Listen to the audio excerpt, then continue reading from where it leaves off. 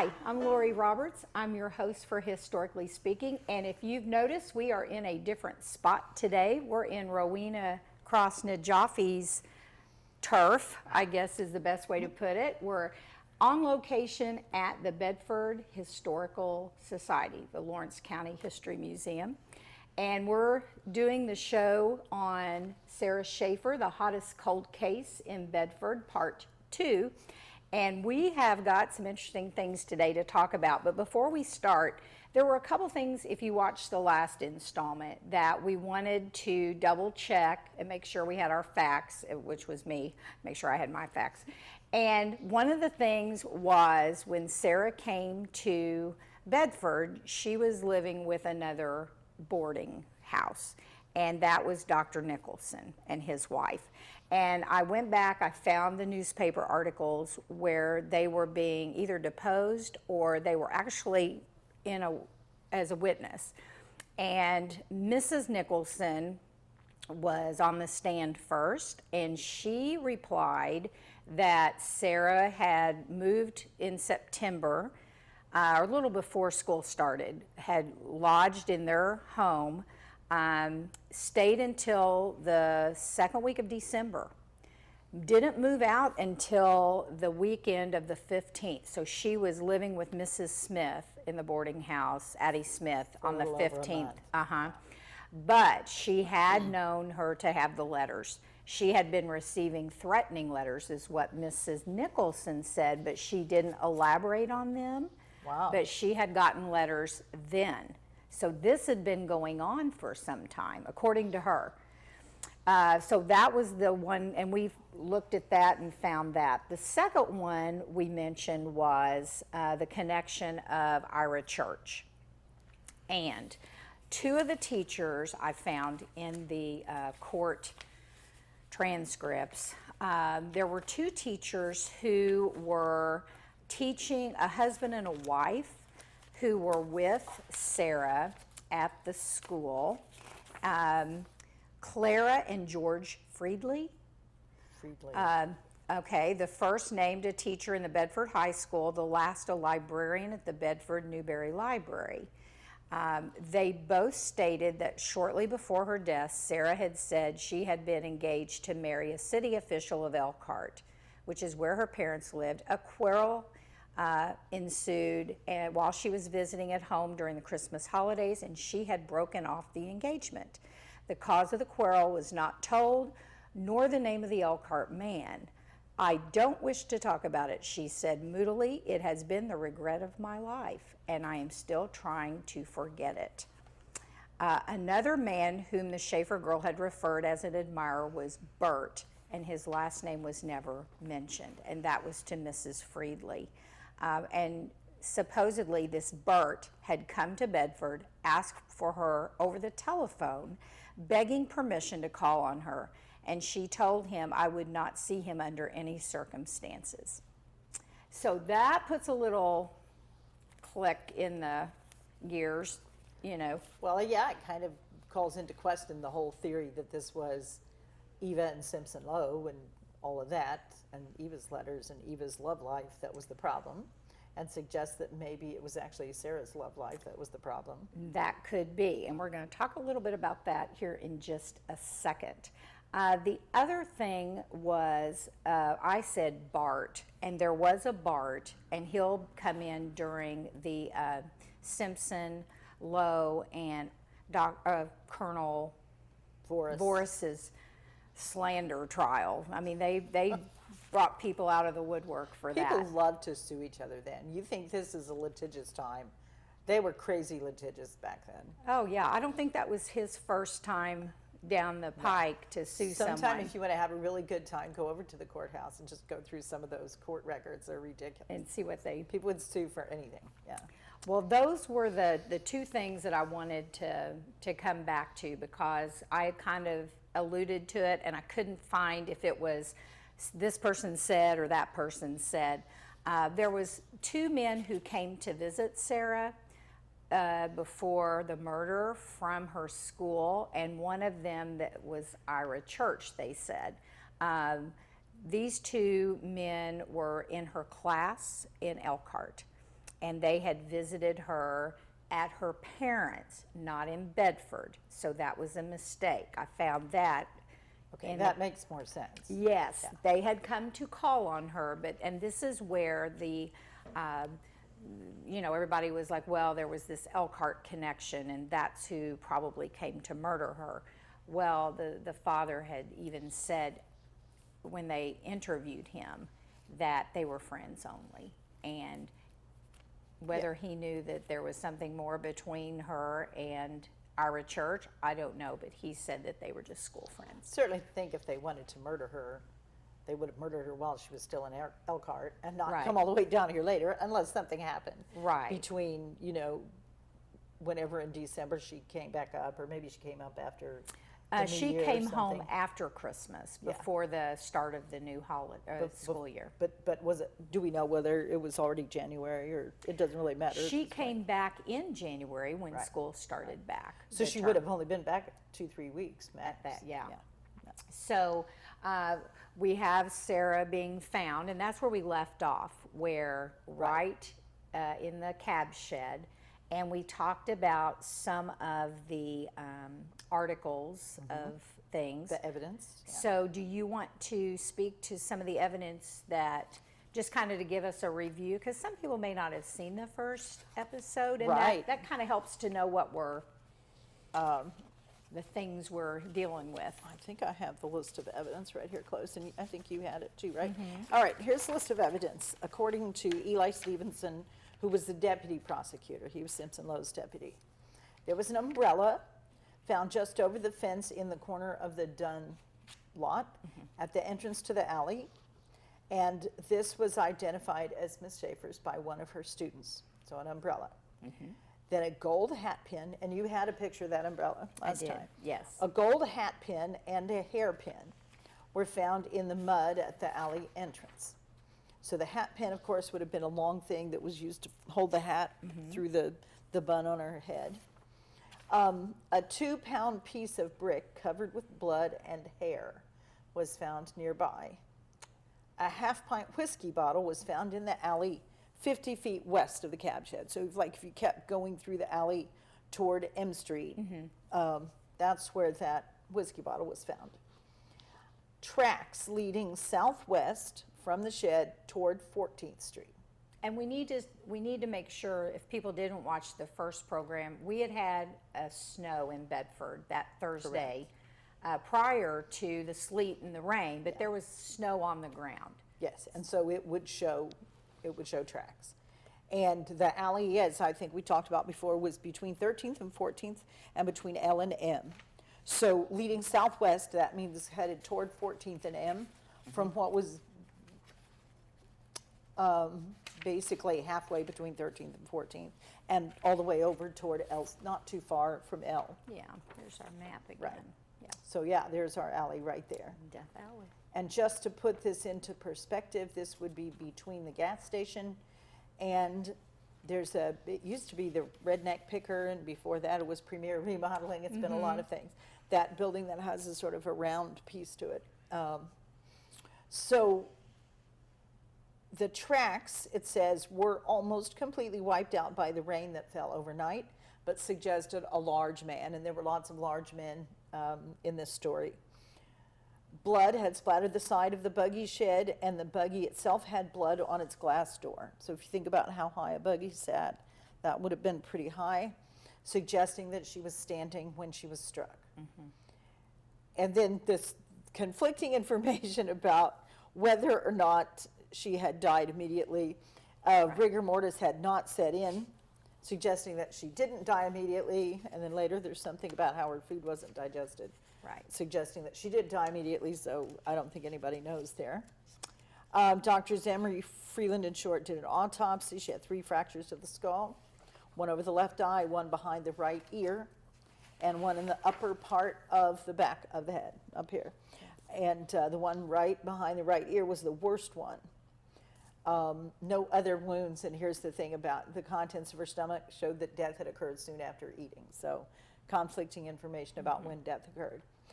And then probably the most interesting clue in terms of the killer is that she had a bunch of dark red or brown hair, sandy colored, which I think is hilarious because that's not That could sandy be. colored. And red, Anyway. it's even said it's reddish Right. in some, From a man's mustache was found in her right hand. And back then, men grew pretty long mustaches.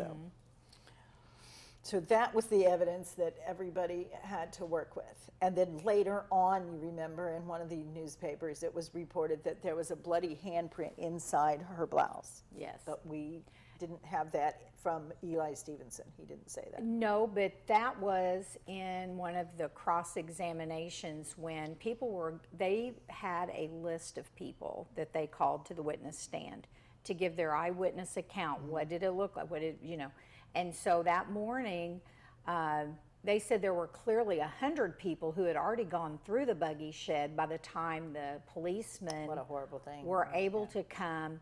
And so when they found Sarah, all of the accounts I read, her hands were back, across, or back on each side of her head. All of the accounts, everyone said the skirt was pulled up. Two of the accounts reported on her underclothing that it had not been, most of her body, her hands, her face were covered in cinders because on the floor of the buggy shed were cinders that they kept for whatever reason. They spread cinders. Wonder why they spread cinders. Well, I would think if the horses were in there, maybe. But the horses weren't. They were kept in a stable. It was not the horses. Yeah. Well, there were cinders on the buggy shed floor. Maybe to keep mud down or something. I don't know. Could be. And she Just was sounds covered messy. on her fingernails, everything that said, she was covered. But her underclothing wasn't, which two of the men who looked at her said it looked as though, because her coat was pulled up in the back, that she had been dragged. But we talked about that. There was no drag marks. Right. Why in the world would you drag somebody like that? And so, thinking things, could the killer have dragged her to move her so maybe someone who was coming in maybe would not have noticed her, and then he left? That was just kind of my thought. But they all were consistent. They all talked about her shirtwaist being open and her clothing torn. Which suggests somebody was looking for something or sexual assault. Right, or the and other. that was when we get to the, and I don't know if it was the McDonald trial or if it was our other, and we'll talk about the other guys here in a minute, but it did talk about, they assumed that there had been a rape. And that was the first time anybody had mentioned that, but that is not what the autopsy Right. talked about. And so now we've got 500 people by the time It's not awful. that, everything has been collected, and she is brought, which is kind of why I wanted to be here today. Do you want to tell us what this building was at Yeah, one this time? was the Hamer Day Mortuary. That's what the building was. It was built by Smith and Hamer, and it was used as a mortuary and a furniture builder because, of course, the caskets were built by carpenters, and the same carpenters would build furniture. Right. So she was brought here, and this is where the autopsy was performed. And when we were speaking earlier, we talked about one of our suspects, and we're going to talk about him in a minute. And when we get ready to talk about him, I'll dig his little picture out. But Joe. Little Joe, he actually was allowed to, one of the suspects, which is odd because he was one of the first suspects, and he asked to sit in on the autopsy. But he may not have been a suspect at that point, at the point that the autopsy was being done. Because that would have been quickly. Early on, yeah. So he steps in, and the newspaper from the Bedford Daily Mail, I believe, said that he was asked to leave. So, like you said, he may have had a weak stomach. But the reason why he was allowed to be was because he was taking medical He was a classes medical student, yeah. at IU. So, and we'll talk about him here in just a minute. But I do want to ask too, did you find anything? This came out of the Chicago Tribune, and we talked about how that could be sketchy. But this was by a staff correspondent on February 2nd. And do you have clue spelled C-L-E-W? It's sometimes, Yeah, it's in here. They found a cuff. And remember in the last show, I said they found a cuff link? Right. It wasn't a cuff link. It was a cuff. Now listen to this. The Oh, cuff. those, the cuffs the men wore. Yes, okay. And so this is February 2nd. She was killed on the 21st. Not until today did it become known that the detectives had this article in their possession. It was a man's cuff picked up in the corner of the cab shed a few hours after Miss Schafer's body was discovered. The cuff is of percale marked with polka dots, and there is the initial M on the underband printed in the ink, such as used in laundries. And then it goes on to say the authorities declare the cuff was not in the shed when the body was found, and they believe that it was placed there to divert them from the present line of the investigation. Right. Yeah, that sounds about right. So, you know, when I read the cuff link, that was probably the 28th or 2nd, whatever that first. What a perfect opportunity to get even with somebody you didn't like. Exactly. Right. And They didn't secure the crime scene. No, that was their evidently. fault. Yeah. That was bad that they did not do that. Well, maybe they felt like they were finished with it, but then they went back anyhow, so. Well, and every day somebody said, we have the, Right. you know, we know who it is. And Okay. so many people had gone through there at that point.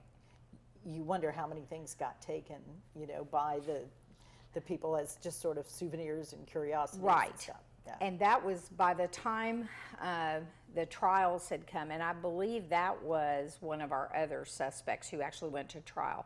500 people was the estimation that had walked through that buggy shed.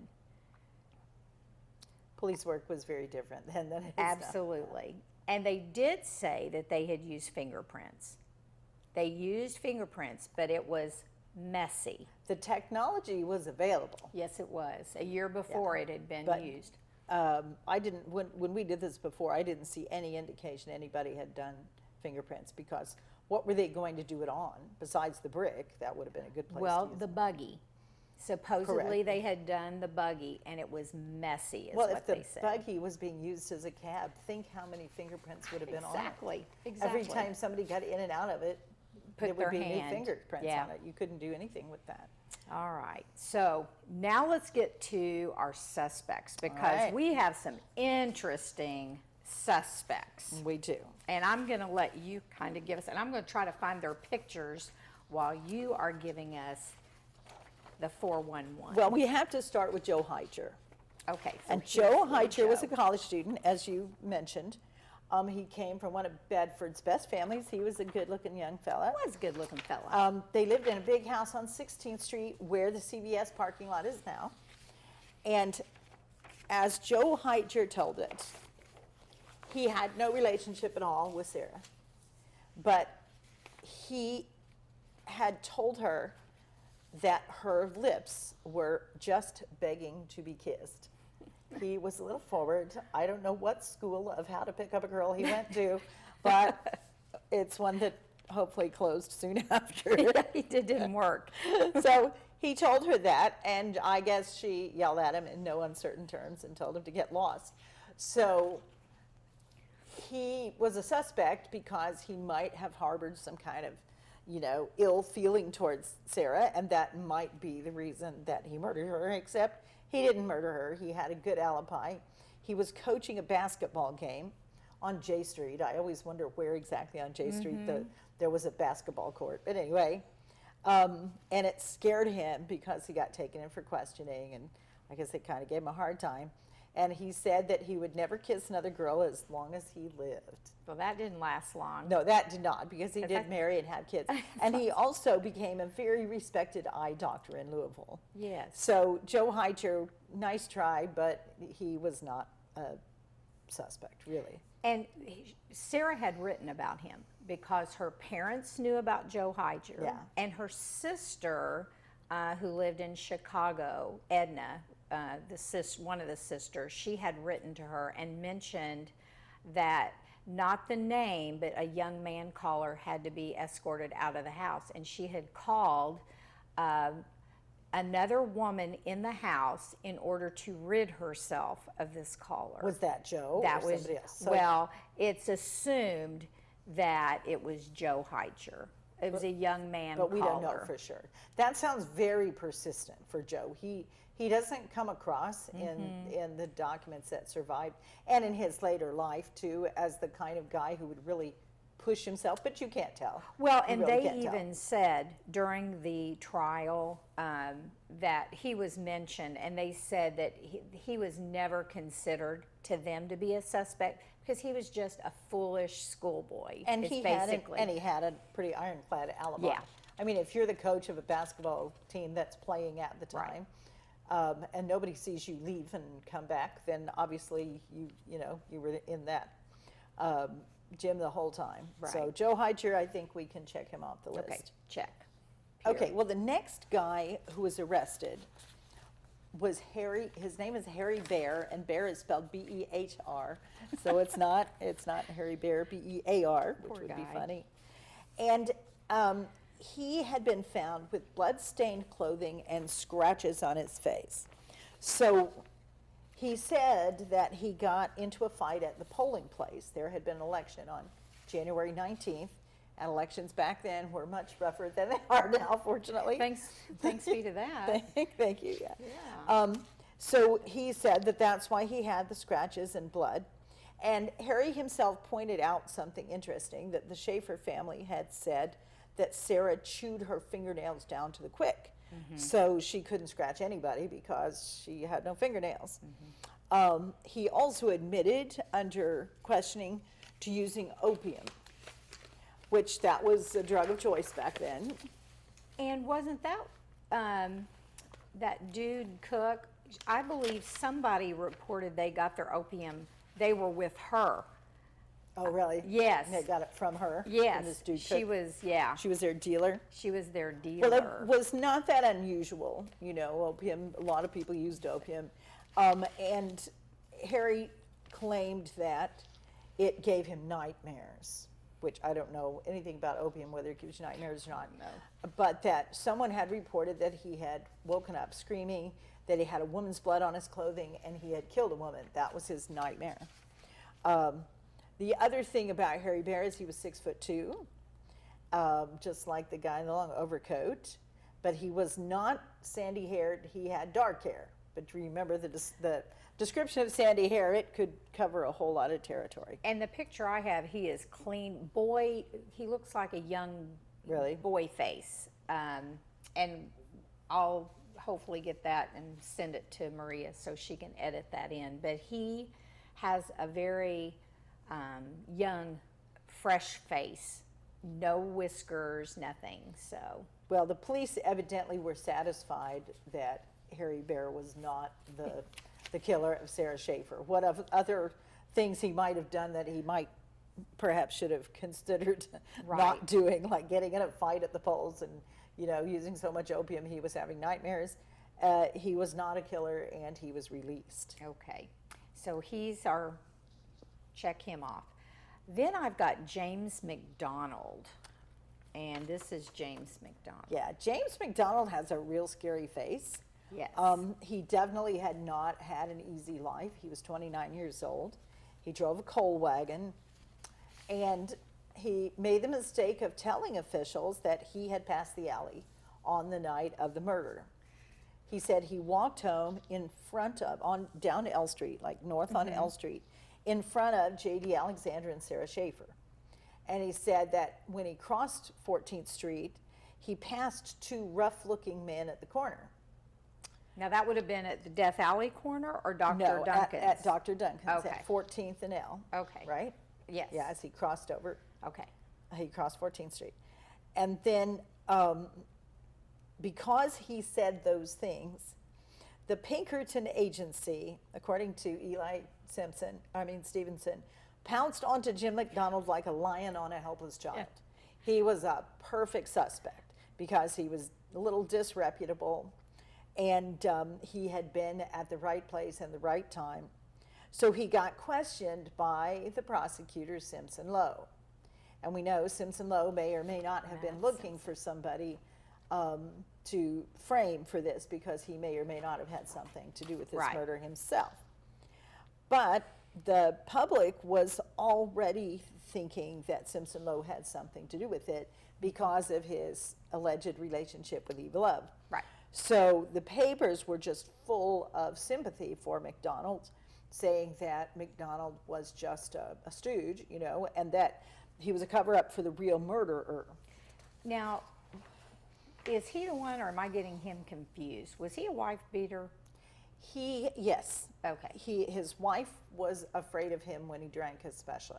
He was a brutal fellow when he drank. He definitely had an alcohol problem, but he was also a very small man. He weighed 140 pounds. He had a right arm that was lame. So he would not have been an obvious choice for this murder. Although, if he was used to beating his wife, he must have been, pretty capable with his left hand. Right. And that's the trouble with his defense, that I'm a little guy and, I couldn't hurt anybody. Well, he did hurt people. He hurt his wife.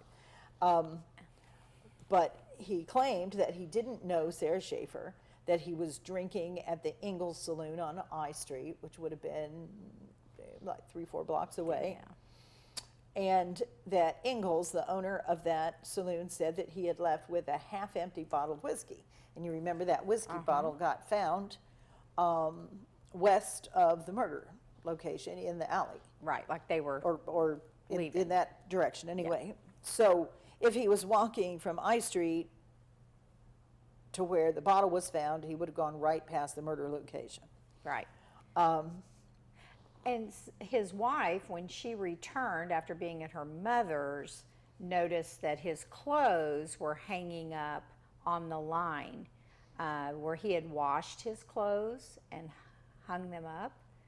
Seems like he would not have had time to wash his clothes. If you think about it, was already dark. 7. Yeah, I don't know when his wife came home exactly, but Right. it takes some time, especially the way they wash clothes with a washboard. Right.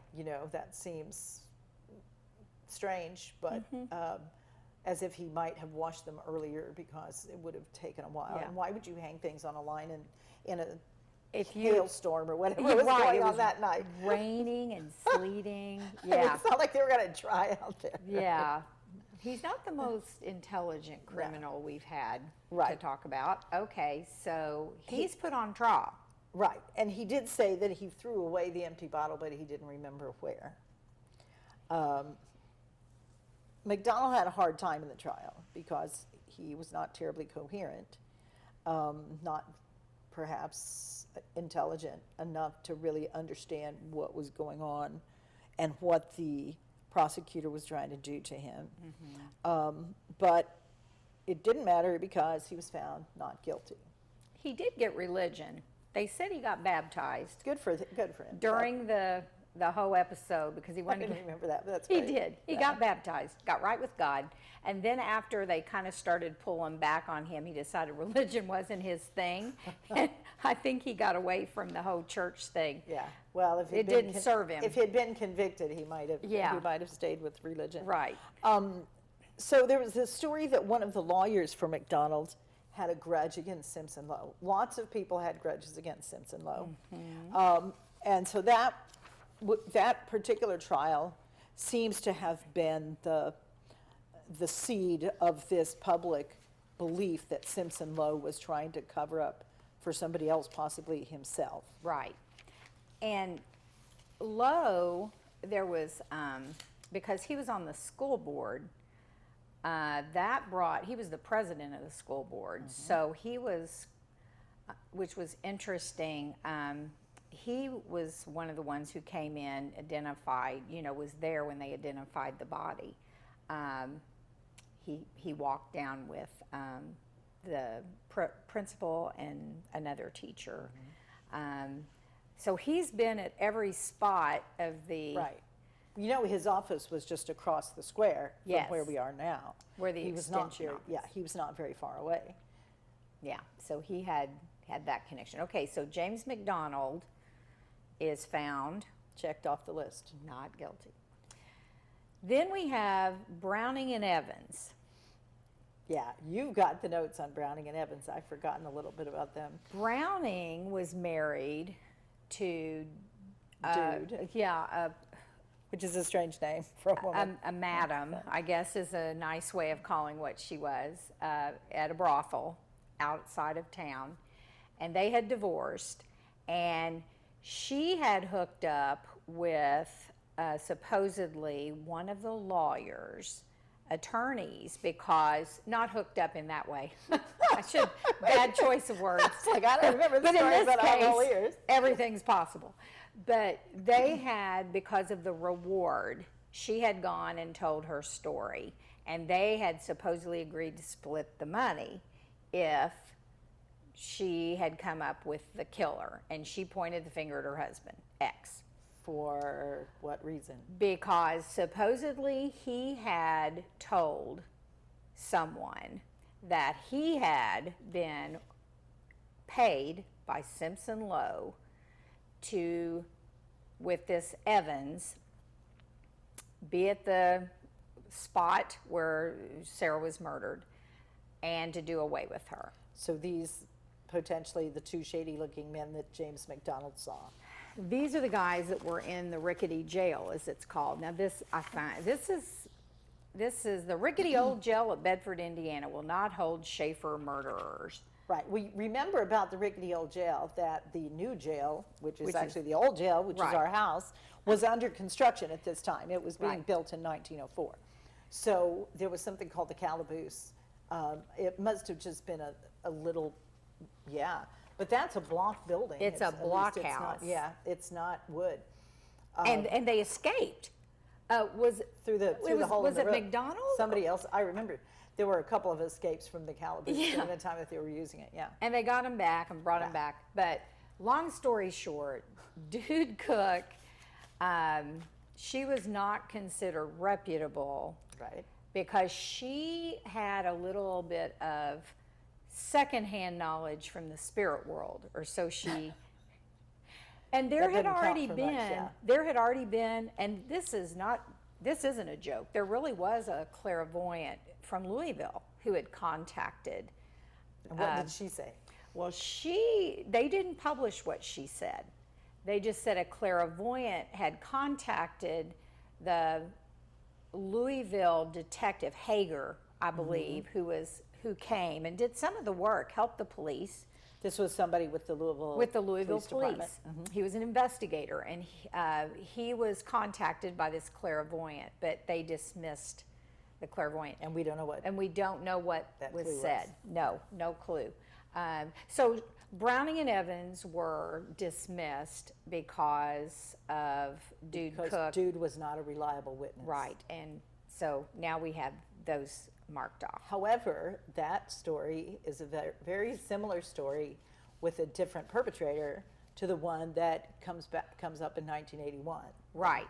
So let's get everybody up to speed on this era. So we had Joe Heiger, Harry Bear, James McDonald, Browning and Evans, and then there were a host of other people from Crothersville, from St. Louis. Who weren't arrested. Who were never arrested, but had been thrown in the mix. The motives were from the letters, supposedly, that Simpson had written to Eva and wanted those back. We know that the house had been gone through.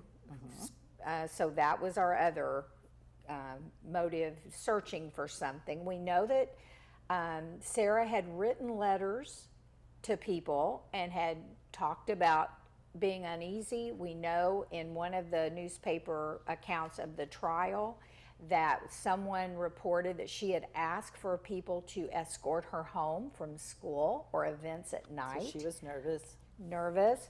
We know that she had taken out a life insurance policy, which was delivered the day before. Showing she was nervous. That she had not been solicited, and by that she had contacted, or possibly someone for her had handled it. I think she pretty much was a woman of her own means. She took care of that. We know that she also took out, a life insurance policy, and she had made a will.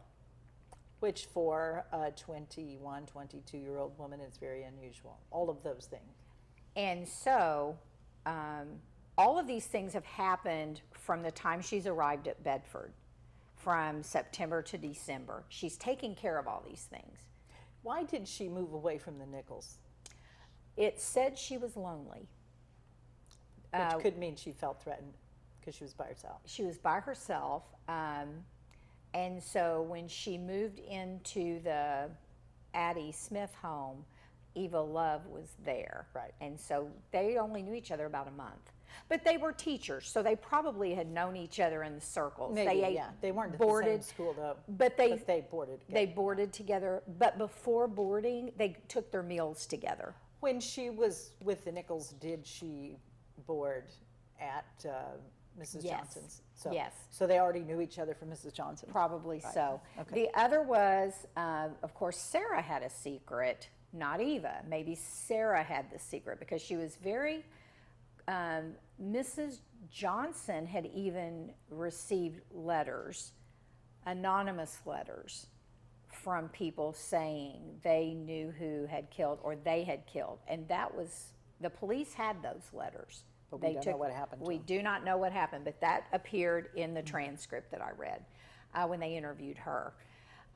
So she said perhaps Sarah had a letter that she didn't share, that Miss Smith said she burned. She would throw them in the fire. All this stuff suggests that there was more going on than just Eva and Simpson Lowe. Right, something else.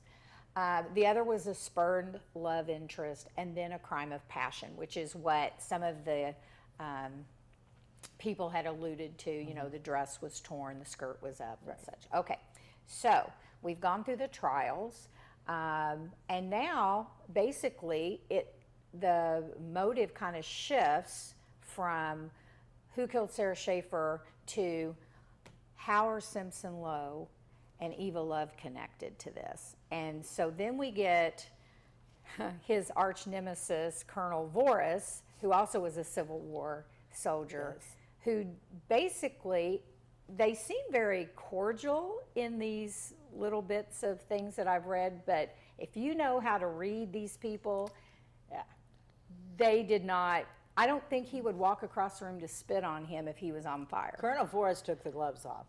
Yeah. He was convinced that Lowe was the guilty party, and he said so publicly. I think he wrote so publicly. And I've got a picture. You know, we talked about the Voris house, and just this week I got this little nice historical society that had some really good pictures in it, and this is the mansion. That was a beautiful house. Yeah. Oh, and it's so sad. They tore it down, but this is what it looked like, and I would have loved to have been a fly on the wall and walked through that. Great to That's a still have really that. nice home. So, Voris, and I mean, he starts talking. And Pretty he's loud. a respected person, a very respected person in town. And he talks to everybody, it And seems he talks like. to everybody. Yeah. And he married, his wife was from one of the earliest Bedford pioneer families, the Rollinses. So he's very established here. Lowe not being so established here. Right. So he kind of goes after Lowe, you know, like an alpha wolf. Right, he's in his turf. Yeah, yeah. He's And- very comfortable where he is, and he goes after him and publicly accuses him. Right, and so we had the court in the paper here. Mount S.B. Lowe, president of the school board, asked from Colonel A.C. Voris, president of the Citizens National Bank, is $10,000, which is quite a lot of money for back then. Even today, it would be a lot It's a of lot money. of money, period. Yeah, Yeah. for slander. For slander. And I guess the gist of it was supposedly Simpson Lowe had arranged for Eva to meet him on different occasions Right. for a buggy ride. Which tracks with what Mrs. Smith said, that Eva would go out at night and be out late. Yeah. And it makes me wonder if when this court case happened, if Simpson Lowe had not gotten to people, because what they said in the beginning And a year and a half later, when this trial happens, people start to change their tune, because when they interviewed Addie Smith on the witness stand, she denied, or basically said, she had never seen her in the company of Simpson Lowe. She didn't know of her being out in her buggy, in a buggy with him. And someone had said that it was actually Sarah who was in the buggy and was seen Well, that's even worse for him, though. with Simpson Lowe, but another couple, a married couple, was in the buggy with them. So it almost sounds like they're pulling in all these different people, and one person after the other. Just after to make the it other. impossible to pin it on Lowe. Right. Yeah. And so obviously he denies, and they bring all these people to the witness stand, and they all say they'd never known Simpson to have any kind of relationship with Eva. He was just on the school board, and the only time he had had any contact with her was in school matters. Which is entirely possible. I mean, he was So- a 40-something-year-old single man. He hadn't gotten married or anything. You know, No, so he who was knows- not married. Who knows what his interest in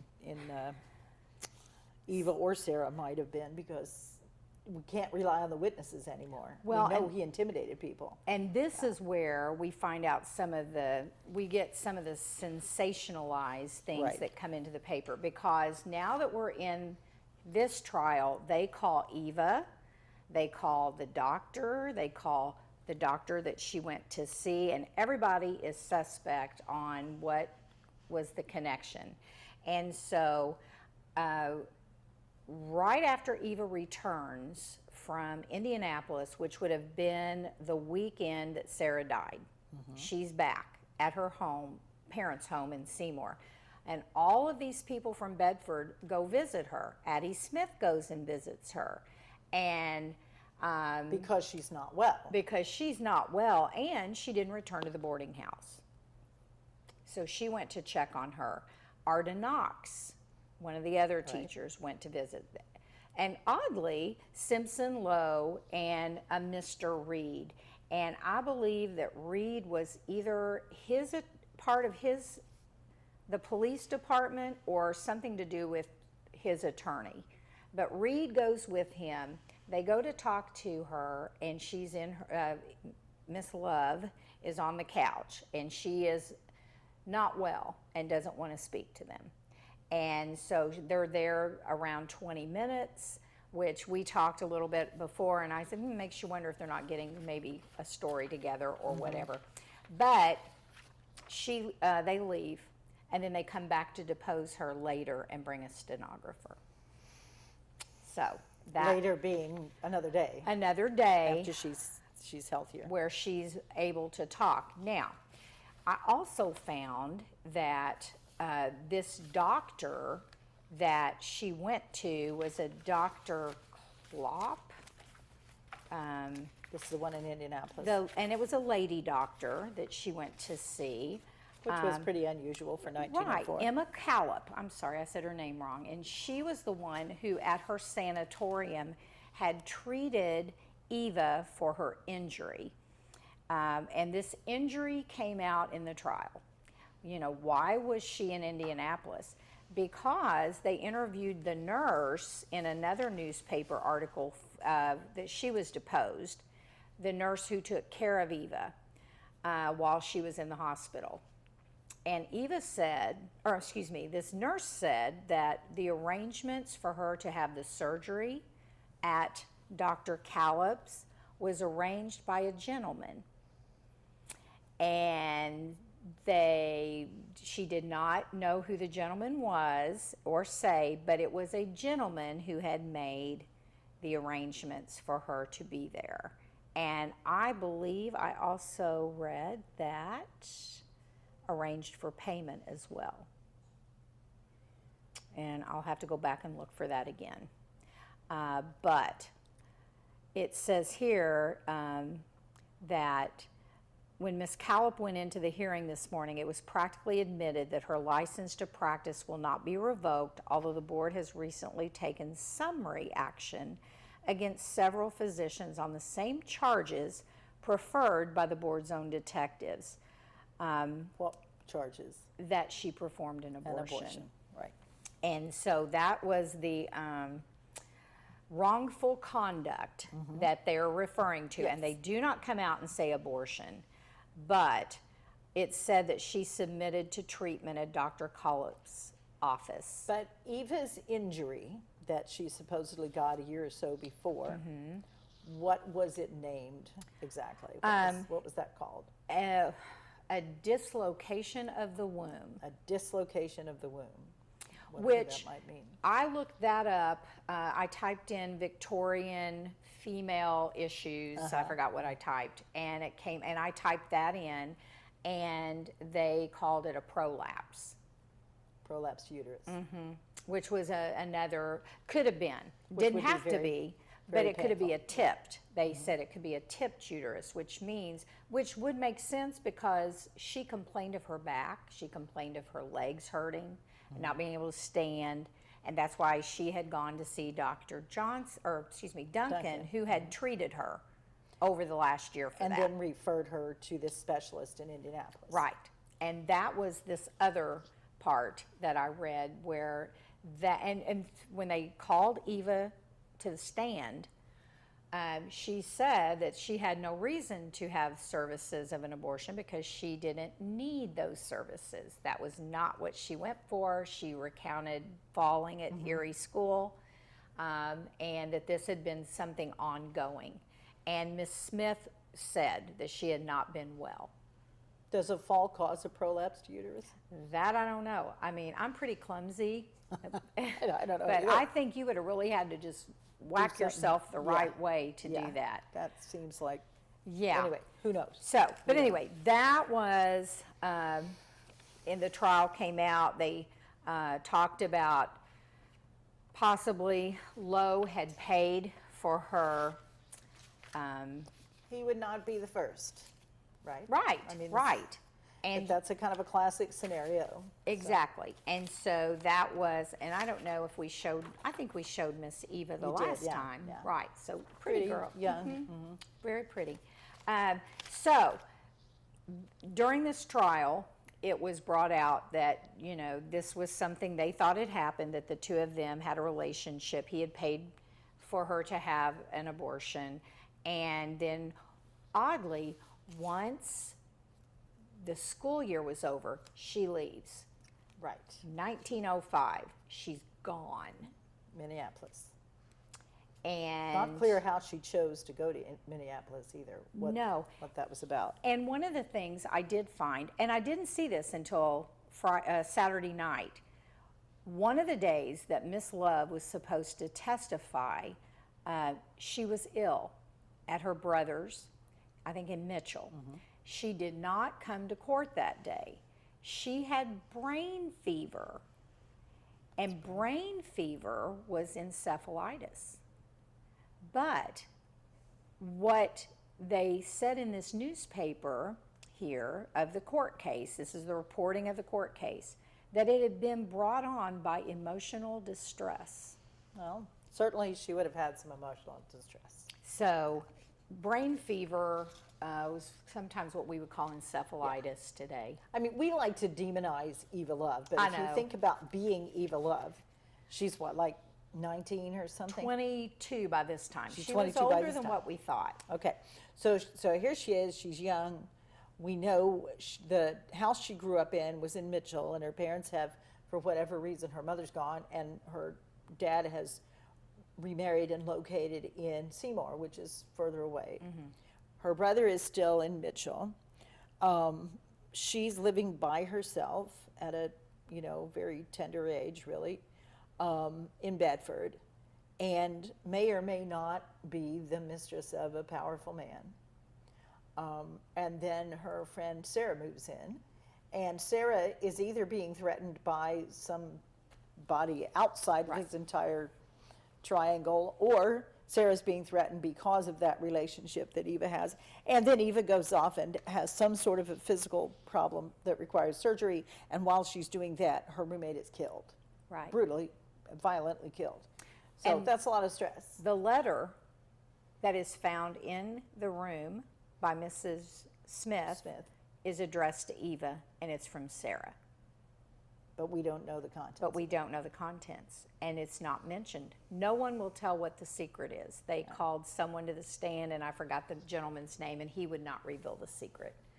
Well, Eva was never left alone again after that until she left Indiana completely.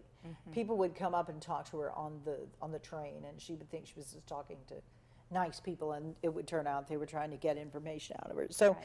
yeah, it would be enough to give you a stress, some sort of a stress Now, sickness. so obviously, how did the court case between Lowe and Boris turn out? I don't think we know. We know he asked for 10,000, but I don't think we have the resolution. I'm pretty sure. Was it dismissed? I'm pretty sure Boris won it. Yeah, I think it was dismissed. Because my accounts are cut off. Yeah. I don't ever get the end of that story, but You know, there's always something like that where you see it in the paper and then you never see it again. and So because you it don't know. wasn't sensational enough, they probably didn't publish everything. Right. Because it ended Yeah. for that. So we go about, I don't know, 80 years, Mm-hmm. and there are things that happen here in Bedford in between those 80 years that something does happen. And one of the things is that Sarah Schafer wasn't the only person murdered. There were other cold cases. Yes, there there were were. other attacks, and there was one actually the year before that kind of has a connection to Simpson Lowe. Potentially, the Susanna Ireland case, yeah. Yeah, she was a tailor. She sewed.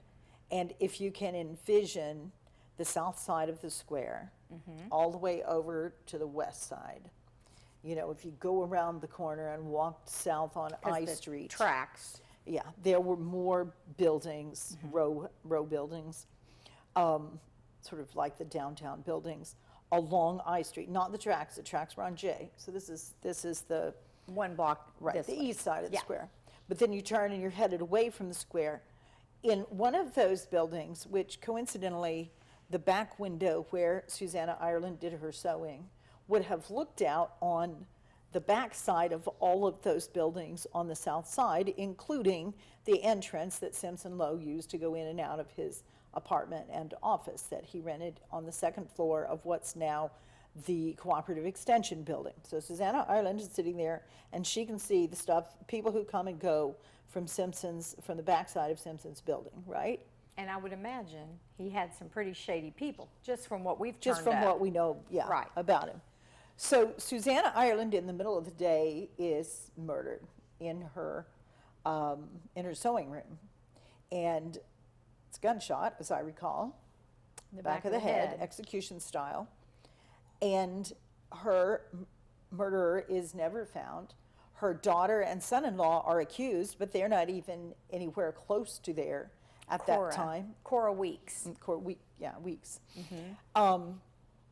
So that's another case where, you know, the sort of downtrodden are picked on and put into the jail. And at this point, they're down there, and Cora is a little unstable, I believe. She's screaming for her husband from the second floor, the men's jail. He's on the first floor. The Weeks family had already lost their 12-year-old to malaria a year or two before, so, you know, they're already kind of a mess, these two. And they end up spending quite a bit of time in jail before they are found not guilty. So here's another case where these people already have all this trauma. They've lost their daughter. Now Cora's lost her mother to a brutal murder, has no idea what happened there. And then she and her husband are thrown into jail, and there's an effort to hang this murder on them. Right. Even though there is zero evidence that they were anywhere close by or that they owned a weapon that would fire a bullet, you know. Right. People didn't necessarily carry around handguns. So that's very strange. And if you look at where Susanna sat at the time that she sewed, and you think that she is working hard to make money, you know, and she's sitting there looking out the window and she sees something happen and somebody looks up and sees her in the window, you think, okay, well, there's a motive, right? Right. We don't know. That's pure speculation. We have no idea. We don't know about her. But it's about the same time, and again, Lowe had a reputation for dealing with his political enemies pretty ruthlessly. Not Boris, because he couldn't get away with it. Boris was powerful, but people like this, who were little people who didn't have a lot of influence, didn't have money, couldn't take him to court, or Right. really fight the way that somebody like A.C. Forrest could fight. So that's another cold case, another woman murdered, and no clue who might have done it. Right. So there's murder 2. Murder 2. A year almost to the day, January 26th, and this says 1904. So That's this just would have 5 been, days after that's the murder. 5 days after, and it said a year in the other paper. January 26th. This happened on the campus of Indiana University. And a young woman by the name of Ida Weimer, who was about the same age as Sarah, 21, was walking across campus. And it says that while walking through the State University in the evening, homeward bound, was struck over the head with a blunt instrument and beaten until she was unconscious. This apparently was an attempt at an assault, and she was lying where she fell. It startled the family, who went out on search and resulted in finding her more dead than alive. She never fully recovered. That's the only thing I could find in any newspaper regarding it. But here's another.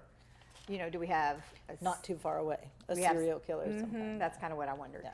All right, so then you had uncovered some other things besides. That's kind of where I ended as far as what I could dig around and find. Were there any other female murders unsolved? I don't think so. Let me Okay. look at. I brought a couple of other murders with me, but I don't think either of them was related to this one. No, they were not. Okay. The one that I always thought had the mark of being a Simpson Lowe job was Susanna Ireland. I like the thought of that being connected because, like you said, she had the bird's eye view of all Right. his dirty little secrets. It's almost like, Yeah. she's just dispensable. We can get rid of her. Nobody's going to care. Right. She's Yeah, easy. Easy It was access. She would not have even, barred the door, because whoever came in was likely to be a customer. She did Yeah. sewing for people, so she would have let somebody right in her room there. yeah. So that one was very suspicious. All right, so 80 years have passed, and then Claude Parsons, who I got to know him just from reading the Times Mail and seeing his little posts, that he would Yeah, he's write. great. Great historian. I loved reading his things. He, out of the blue, gets a call from a woman in a southern state, and she Who has used to live in Bedford. She who was a used- former resident. used to live in Bedford, and says, I've got something I need to get off my chest. Correct. So, Well, the story that was told to Claude Parsons is that this woman, as a young girl, had been told that the murder was committed by her great uncle, and she named him as Delander, D in quotations, Woody, that's him. who was hired by Simpson Lowe. And according to this woman, D. Woody had a drinking problem, and Lowe kept him in whiskey by giving him bad jobs to do, including arson and, in this case, murder. And there he is. And look how tall he is. You can tell how And tall look- he is. Yeah, he was- Yes, tall man. So the story the woman told goes like this. Eva Love, Lowe's alleged mistress, had some love letters from Lowe that he wanted back. And she refused and told him she'd given the letters to a friend for safekeeping. So D. Woody was hired to break into the rooming house and search the women's room. And when he didn't find the letters, it was supposed that Sarah had them on her. Then the source said that Woody stalked Miss Schafer, which probably was why she felt nervous, Uh-huh. and learned her habits. So all this time, for a week or two, imagine that Sarah, everywhere she goes, there's this big hulking D. Woody following her around, right? Right. No wonder she took out an insurance policy. So he followed her, he learned her habits, and he said that Lowe told him to wait at this alley and do away with her. That's in quotation marks. that he said he had hit her with a lead pipe that he later tossed down a well, and that he took the letters out of her blouse, which you remember the bloody handprint, and that same night he went to his brother Charles's home on Tunnelton Road, shaved his beard, burned his coat, clothes, shoes, and the letters. And Lowe sent him to Oklahoma, where he stayed with another brother, Gus. And those have all been proven. Well, I have a list of the things that track on this in a minute. But he eventually returned to Bedford. Within a couple years, he returned back to Bedford and had a job at a local stone mill. And at some point, he supposedly told his foreman that he killed Sarah Schafer, but the foreman thought he was just blowing off. Right. So nobody took him seriously. So after we saw this, I started looking for DeLander Woody. There's nobody by that name exactly who ever existed, but there was a George D. Woody who went by the nickname D. And his story matched the story in some details. He was a tall man. He'd also lived in Oklahoma, which that all by itself suggests it's sync. He had a brother named Charles who lived on Tunnelton Road and a brother named Gus in Oklahoma. So obviously this is our guy, right? And at the time of his death, he was working at the Blue Hole Quarry. So he came back and worked in limestone, right? And he was still a heavy drinker. He drank and said he did odd jobs for Simpson Lowe, which were arson, among other things, for Simpson. And this is all being told as he is on his deathbed. Correct. So I think if you're getting ready to meet your maker, you don't make things up. There would be no reason to. It is possible that in your own brain you fabricated something, but I don't know how common that is, that people confess to things on their deathbed that they didn't actually do. I would think that you want doesn't to seem likely. clear your conscience. So he's telling, you know, I did this, this, and this, and everything is being overheard. By everybody who is assembled there. So why didn't they go to the police right then? Yeah, excellent question. This is this family conspiracy of silence. This is what this woman is saying, is that everybody conspired oath. to keep that information quiet. Because I didn't write down what year D. Woody died. 1920. So that murder at that point was 16 years in the past. And they thought he was poisoned, whiskey poisoning. I did read that. Okay.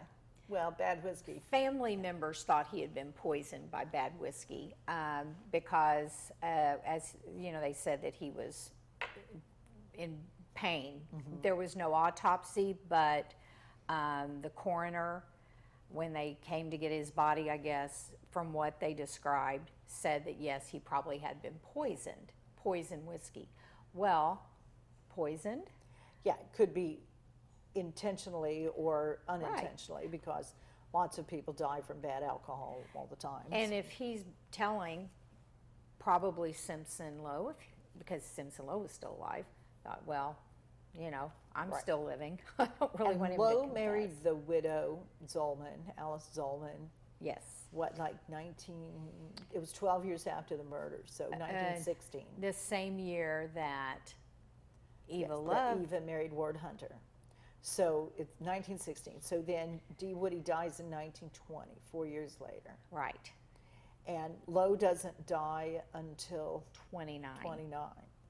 So anything is possible. Whether Lowe was responsible for this guy's death, he might have been and he might not have been. But you can imagine that if the story, as it was reported, is true, that Lowe would have many reasons not to want D. Woody to be going around talking to people. Exactly. And when he died, he called for a minister or a friend, I think it was his minister, to come to his bedside.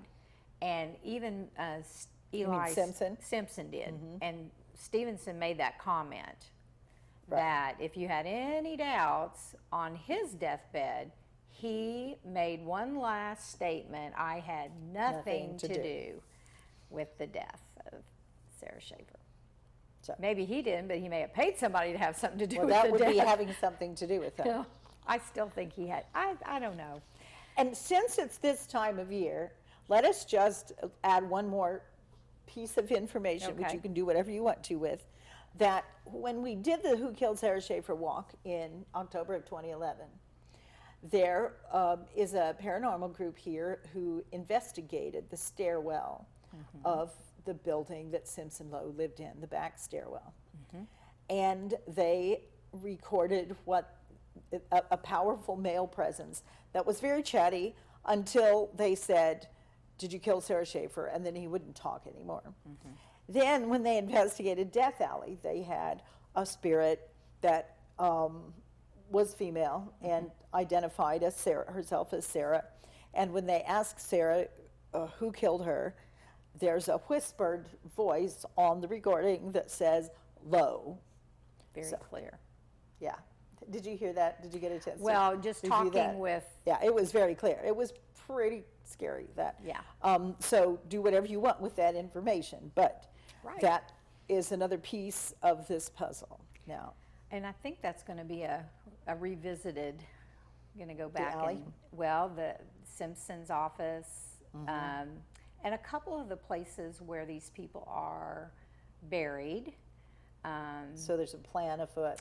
All right. Yeah, so we may have Well, something more this to is talk the time about. of year for that. I know, it's all exciting. So here's where we end. We have kind of come to the same conclusion, I think, that probably you had with Norm Taylor and some of the other people who have really been obsessed like we are with this case. And, you know, I hate to say that this is probably going to be our last show because I am obsessed with her. I'm going to find this out. Well, I just can't let it go. Go do these investigations and see what you find. I am. I'm going to go, and also I'm going to get back in and dig into some more newspaper accounts and see if I can find out some more things. But I don't know. The jury is out, but I'm thinking D. Woody just might be our guy. It's hard to imagine why anybody would make that up. Yeah. You know. And, you know, as creepy as he might have been and whatever, if he's at least trying to, and this woman did say she wanted to get it off her chest because she felt like Sarah Schafer was screaming from her grave to get, you know, Well. justice. And she had herself had a near-death experience and wanted to make things right. So kudos to her because we Yeah. would have never known about D. Woody and this other connection. It's interesting how this story touches people. When I called the Elkhart County Historical Society, there was a woman who went out to get the photographs of the family graves in the snow. She was she got that too, that this was really important. You know, she'd never heard the story before, and she really wanted to do the family justice. And she said, you know, she stood out there in the snow and cried for Sarah and her family because evidently Sarah's brother died young also, not too much after that. And that here was this family just destroyed that had been a happy family just a few days before it all started. So It's sad. it's So, very sad. And hopefully someday we'll know. we'll get some resolution. We'll get Well, some let's- resolution. Let's keep looking for those cold case evidence. Yeah, know we've what happened got to some that. places to look still because I know it's here somewhere. And find the person who has Simpson Lowe's whip, the descendant of Alice Zollman. Someone out there. Yes. If that's you, please call Lori. or Yes, me, please. Because I was driving when you called me and I didn't get it written down. Yes, so we're looking for the person who has Simpson Lowe's whip. Yes, yes. That's, don't even want to go there. Okay, Well, well, it seems like an appropriate thing to outlive him, doesn't it? Yes, it A does. guy who, yeah. It does. Well, I'm Lori Roberts. I'm your host for Historically Speaking. My guest today has been Rowena Cross-Najafi, and we have had a ball doing this As research. usual. And I appreciate you coming back for another time. So, if you have anything you know, or have some skeletons from this in your closet that you could shed light on, or your family's, 'em out. Yeah, bring them out. We'd love to hear from you. It's time to solve this case. Amen. So we will see you with the next installment of Historically Speaking. Have a good night.